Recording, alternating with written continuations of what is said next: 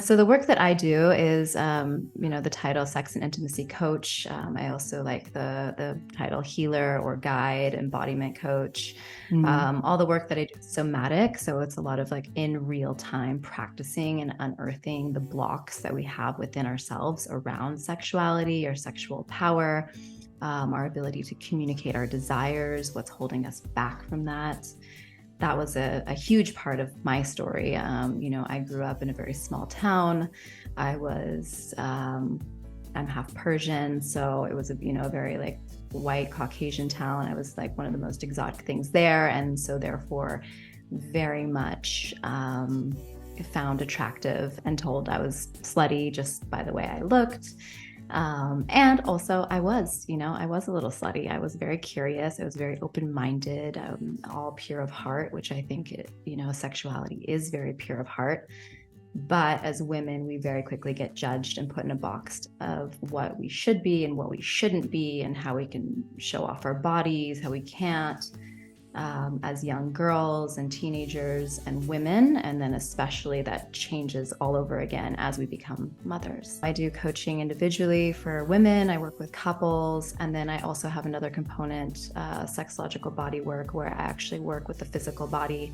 I do scar tissue remediation, so post-birth trauma or any kind of sexual rape or violence, or just like incurred memories over time that happen to the body. We meet that space together and we break apart those stored memories that are stuck in us and oftentimes cause this very like physical block to being open. When you're doing that type of work, is that somewhat like massage? Is that like physical touch? Tell me more about that.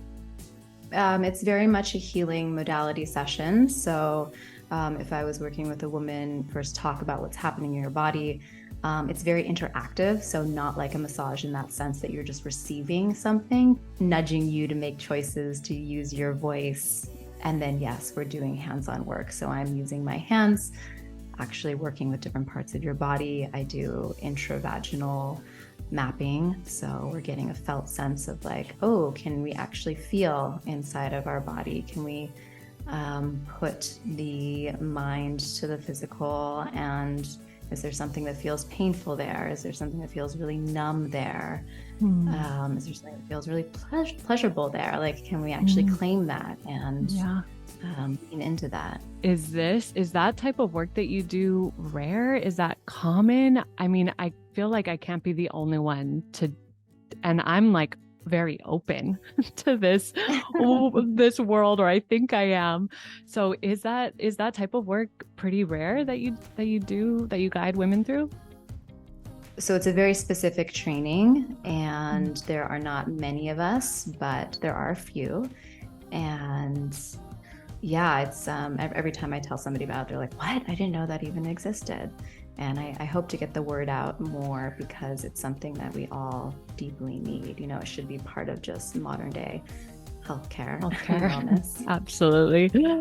Was there some sort of pivotal moment for you that really sort of, you use the word nudged, which I really love, that sort of nudged you in this direction? I embraced my connection to my body, or my sluttiness, if you will, in a way that felt really natural and innocent when I was younger. But of course, with like consistent shame and judgment, I really started to change the way I acted, and perceive myself, and even the way that I made life choices, and the way that I was, the kind of relationships that I was looking for, which weren't really authentic to who I was as a person and my sexual desire, my creative life force, which made it really confusing. And, that led me to eventually getting pregnant and having a baby with somebody that wasn't totally aligned. That then I made this very life-altering decision.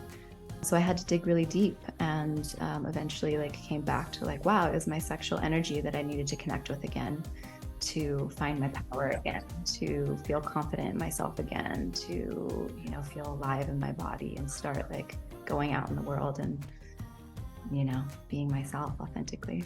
I have sort of a similar experience, and it was my daughter's first 2 years of life, where it was like that holy moment of, who am I? What do I want for myself? I feel really lost. I feel really sad. I feel really alone. So I'm curious, like, how long that period was for you. I think those first 2 years are so life-changing for all new parents, especially mamas, because our bodies are, still changing up until those 2 years. We're still oftentimes breastfeeding. And so it takes that long to really be like, okay, my body's now mine again. And now I can kind of reclaim it. I would love to hear your thoughts on, how do we start to break free from that story that women have been carrying for so long, so that we really can begin to reclaim our sexuality on our own terms? I think we all experience this as women. We read, magazines. For me, it was like Cosmo and Elle and those, girly magazines. And it pushes you to be like, okay, you should be sexy. Okay, like take this quiz on how to get a guy and keep him, or, how to give him the best hand job. And it's all about like this kind of performative, competitive nature. I do remember being around, my girlfriends, and it was that same feeling. It's like, okay, who's going to get the guy? Like, we're all girlfriends, but then there's that very like catty nature that comes out. And then you're right, like the guys can be the players and it's okay. But if you do something wrong, then you're a slut, and, don't talk about it, and don't have sex, and only do this. And there's just so many games that are played. And that's such a big part of why we get stuck into this narrative, and why I think we really often start lying to ourselves about who we actually are. And we don't feel comfortable to ask the questions and put ourselves in that place of power. We like allow the men to take that place of power, and we just play along with it. So how can we change the narrative? I think it's just about talking, and finding the right groups. I wish that I had a group of women that could openly support me and be like, hey, like, it's totally okay. Like, how you feel is totally okay. It's okay to be, sensual, and like learn how to use that as your eros, your creative life force, and feel that it's not a negative thing. It's actually a really beautiful, positive, empowering thing, not only for us as women, but for us also in the way that we interact with men. There is something so powerful that happens when women connect in this way. Deep down, I so desperately crave those types of like real and vulnerable and raw relationships where we can go to places like this. I believe like that could create much more like softening and openness between like everybody to have these types of conversations. So I work with a lot of women that are like, I just want to soften. I want to feel, in my feminine. I don't want to be like surviving. I don't want to be pushing this hard. And so I think that you're right. I think like having more authentic conversations on both ends is really important. And it's not about like being overly flamboyantly sexual as women. It's about just, having more availability of communication, just as we are. Is there a way to have the awareness around it? And like for women that maybe are working in the corporate world, or they are more in that entrepreneurial spirit, but they do want to lean more into that feminine energy. When we're in a stress cycle, there's no way to truly feel connected to our bodies. Allowing yourself to be sensual, not just performatively, but for yourself. I do a lot of work around self-pleasure and masturbation, and how important that is for women and men to do. That's also really kind of like taboo and looked down on, and like, oh, there's some kind of like addiction, or it's not natural, or so many women never even thought that could be their own personal practice. But I think it is such a healthy thing to do, to tune into your own energetics, your own body, your own connection to yourself, really question why it is that you're doing the things that you're doing in your life. Like, and I mean, as a professional, as a parent, as a lover, again, like we can slow down when we give attention to ourselves in that way, and lean more into our sensual and our feminine side. Like that innately comes out from our DNA when we give ourselves that time. This may be a weird question, but do you have like, for someone that may be so new to this, like has never had a pleasure practice where sex has dominantly been extremely performative, how often should a woman like create the space to have a practice like that in her life? So it can be a very challenging thing if you're not used to that. And especially if you were told that, your body is dirty, or you shouldn't be touching yourself, or your body's just for your partner. Like all those messages also, for many of us, have been instilled in us. But if you want to get into it, yeah, I think once a week, once a month, I mean, whenever you can take some time, even if it's just in the bathtub, taking a little extra time to rub some oil on your body after, to give yourself like a light sensual massage, to just start like breathing with your body, asking her what she wants, what she needs. Like many of us have just never had those conversations with our body, let alone with our genitals and our erotic centers. I know so many women have never even looked at themselves in the mirror, looked at their genitals.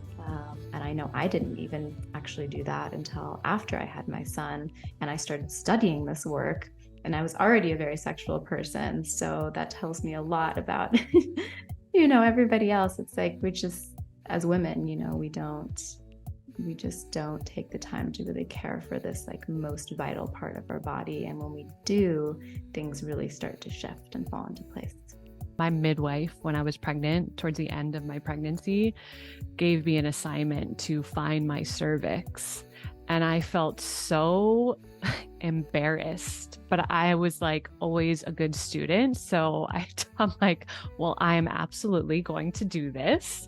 And it still felt uncomfortable to like put a mirror there and to look at myself in that way. And I'm the same. I'm very much like, okay, why is that? Why do I feel embarrassed? Why is shame coming up for me right now? Where did that start? If this is something that you're curious about, like, how should a woman begin to like dive into this world? One of the most key factors in a healthy relationship with ourselves and with our partners is to really stay curious. And so often we get in a relationship at a certain age, at a certain point, where we think we know about ourselves and what we want. And we may know what we want at that moment, but, we're evolutionary beings. We change, rapidly over time. And especially if we have other experiences, such as having a child, or a family member passes, or we move, homes, like all of these things change who we are and what we want to strive for, and our desires, and our turn-ons and our needs. And so staying really curious and open to consistently having that conversation with yourself and with your partner, like, where am I at right now? What do I need right now? What do I want? This is a question. It's so simple, but like that I ask so many of my clients. It's like, well, what do you want? And just let that guard down and ask, what it is that you want, what it is that maybe isn't working, what it is that feels good, what it is that doesn't feel good. We forget to ask those questions after we've been in a relationship for a while. And so then again, that like tolerating of touch, or, okay, we're just doing that same thing again. It's kind of boring, but this is what we know how to do. It's very hard as humans to like unstick our patterns. So I love what you said of just starting off with, what do you want? Because, and asking yourself that question first. But for a man that, is open to having these types of conversations and wants to deepen their connection to their partner, how would you, like, what do you think men should know? And so I think for men, there's a real lack of understanding about women's bodies and how they function and they work, and also just like this mind-body connection. So it can feel very foreign and scary for a lot of men to even go there.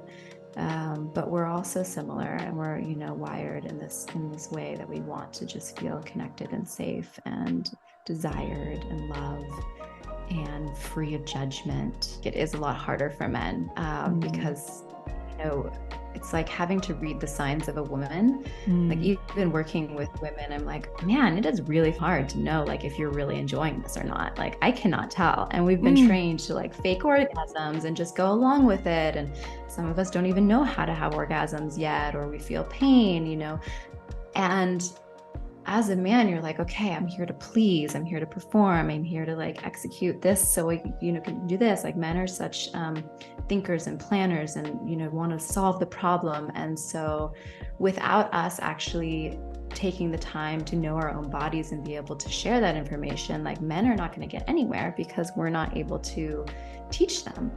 And so it's really a collaborative effort of us understanding what we want. How do you plan to talk with your son about pleasure and sexuality? And is there like a way forward that parents really can navigate these types of conversations with their kids? Well, I have a 12-year-old son, so I've already had a lot of these conversations with him. And, I started doing this work also when he was very young. And so I've always just been very honest. And if he's curious, if he has a question, I learned, just never to lie and hold back or make a story, because if our kids are asking us a question, they're ready to know. And of course, maybe there's different like moments of expressing more of the details of that, answering that question, depending on their age. A lot of triggers can come up when your kids start to ask. And I remember this happening to me. Like, I was like, how am I supposed to say this? Like, you start hearing like the voices of your parents or your teachers or all the things that you wouldn't want to say, like you think maybe you should say. And then you're like, this isn't me. And so I think practicing, with yourself or with a friend or with a coach or with your partner, like how are we going to have this conversation with our kids? How do we feel aligned about what sex is, what intimacy is, like how to connect with, their bodies? Because kids, when they're young, they touch their bodies and there's nothing sexual necessarily about it. It's just like, this is my body, it feels good. Like, and there's also a lot of, I think, shame, like if this comes up in the school place, like shame on parents that they need to do something about it or reprimand their kids for it, or just embarrassment. And that can come off in a really harsh way that can create a whole cycle of what sexuality is to our children. I think, honesty is always the best. That's also how we learn to trust ourselves and trust those people that are around us, and our intuition can be like, okay, this is real or not real. And of course there's beautiful mythical stories and maybe the way that we talk about love or partnership or intimacy, that's gonna that story is gonna vary. But I think the best thing to do is teach our kids as much as we can about what we know, and if we don't know, to find the adequate resources to help us. I would love to hear how or if your like connection to yourself and your own sexuality has changed throughout the different stages of motherhood. It's just been like a gradual learning, and like what I teach, it's like stay open and curious, and like never shame myself or feel bad if I don't feel sexual at some point of the journey, or my body's rejecting something or somebody. I've learned so much through this process, and especially through motherhood, because you really get so close to your body. I'm just a believer in pleasure and love, and I feel like that we can really navigate that with ourselves when we have a strong connection to our body. Is there a place that you recommend women start that are just like want to dip their toes in? I think definitely reaching out to a sexuality coach such as myself, somebody that can just help you talk about like what it is that's coming up for you, where this curiosity is stemming from, and go from there. It doesn't have to be like this, full jump into all these things. It's like, okay, even the fact that you're curious and wanting to have this conversation is a good place to start. I offer amazing workshops for women to gather, where we talk about, how we feel about our body and our orgasm, and practice a lot of these things that we've been talking about. And so those are all experiences that most people don't know are available, that are available. I realize that so many women have never actually had this opportunity, and it's like sex ed for adults. You know, it's the availability of like getting to reclaim and understand your sexuality on a very like basic anatomical level. Like, you know, many of us don't even know how to, you know, what the names of our parts are, and therefore how do we express and say what we want, we don't want, when we don't actually have a way to say that. So I'm doing an upcoming workshop in December, and that one looks like we gather, it's a very small, intimate group, about 15 women maximum. And we actually do the workshop naked. So from the very beginning, there's like this, you know, like we talked about in the beginning of the podcast, that like women to women, like, wow, how much am I armoring myself, protecting myself from being seen from another woman, and how much am I projecting onto what I think that she's thinking, and that shame and judgment. So we get to that right away. That's a very often scary piece for many of us, and especially depending on how we feel about our body at that time. We can create this self-pleasure practice with ourselves. And it strangely does not feel odd at all to be in a group. It feels very natural once you're in it. And we practice vaginal steaming, which I'm a really big fan about. And I didn't learn until like way past I had my son, but it became a very, very important ritual for myself emotionally, and also just in how to take care of my body. For someone that isn't familiar with that, can you explain that a little bit? Yes. So vaginal steaming, yoni steaming is a very ancient practice that was practiced within women in many tribes and communities, and still is in many other countries. But you do it post-birth as a way to cleanse and heal any kind of tearing. It also creates like this beautiful like elimination of like water, and like brings your organs back up naturally and heals the body. It's also great to use like in between menstrual cycles to create more regularity.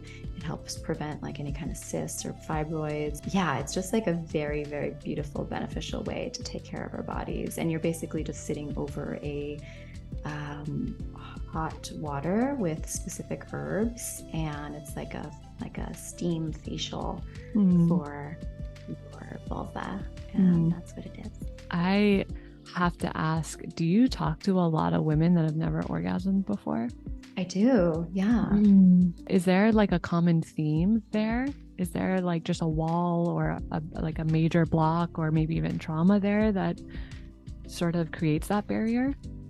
Because of the lack of education and permission to be in a state of pleasure, women may be having some kind of like little bit of an orgasm, but not even know that they are, or not fully allowing their body to release, you know, like contracting the body before it actually happens, or maybe not even feeling safe with their partner to allow themselves to go into that full, you know, parasympathetic state that happens as we're reaching peak. Is there anything that you've had to unpack within yourself that, or maybe that you're still working through? Yeah, there's two things. There's one which is actually how I feel about my body, my genitals specifically. I had a natural home birth, and that was an amazing experience. I'm so grateful for that experience. But during the birthing process, I tore my inner labia, and it basically tore in half. And I had a midwife, and she didn't really say anything about it. And after, I was like, this feels like a pretty big tear. Like, it doesn't feel like what I looked like before. But I was so timid back then. I didn't have the connection to my voice that I have now after the practice and work that I've done on myself. And so I really doubted even something that is so physically obvious. I just doubted myself, and I was afraid to ask, you know, for help or for healing around that. And so I still have this tear, and it's, you know, something that I notice every single day, and comes up, you know, when I'm having sex, or for a long time it was, you know, when somebody was going down on me, it was just like I felt ugly. Didn't feel like I could receive pleasure. I just was so self-conscious. I also loved to ride horses, so it was at times very uncomfortable. And this is something that so many women have, you know, like one labia that's longer than the other, which also can like create this like sense of shame, or like I don't look like every other vulva that I've seen or lips that I've seen. I've thought about maybe like even doing labioplasty, but I'm like, I don't want to do that because there's also shame around that. So that's something that's very much alive in me. And, you know, a lot of healing around like, that poor, you know, 23-year-old girl that had a baby so young and didn't know how to speak up for herself and didn't have anybody else to ask her how she really felt, even though she voiced it a little bit, you know. And yeah, that's one thing that's really alive, and, you know. You deserved more love and attention through that moment. Absolutely. So yeah, just thanks for sharing that. I think you said that there was one other piece too, right? Is moving through broken heart, you know, learning how to trust again. And as a single mama, it can be really hard. It can be really hard to learn how to let somebody into your life, or how to come into your child's life. And yeah, that's just a very like alive piece for me right now, as I'm opening my heart again to receiving the love of another partner, which I was really very beautifully like dedicated to my work and my son over the last like 3 or 4 years, which also felt really, really good after being in a previous beautiful relationship. I would love to know, what are you working on right now? What's coming up next for you? And where's the best place for people to find you? So you can easily find me on my Instagram page, which is The Pleasure Plus. I also have a YouTube channel under the same name, and I have a website, thepleasureplus.com. Those are easy places to find me. And what I have coming up is the workshop that I just spoke about with you, which is the Body Sex. It's a 2-day workshop. It's in California. I recently moved back to California from living in Mexico for about 3 years. And I'm really happy to be here because now I can work with clients individually. I do one-on-one sessions. I do the sexological body work, the scar tissue remediation with women. So that's something you can reach out to me about anytime. And I do have an online course, which is all about rewriting your sexual story. It's a beautiful 12-week course where we really get into the narrative of what we've claimed as our sexual story and our sexuality as it is now.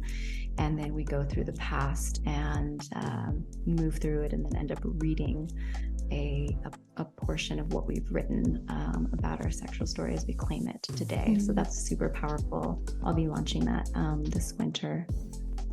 And that's it. That's what I got for right now. Podcast coming up soon.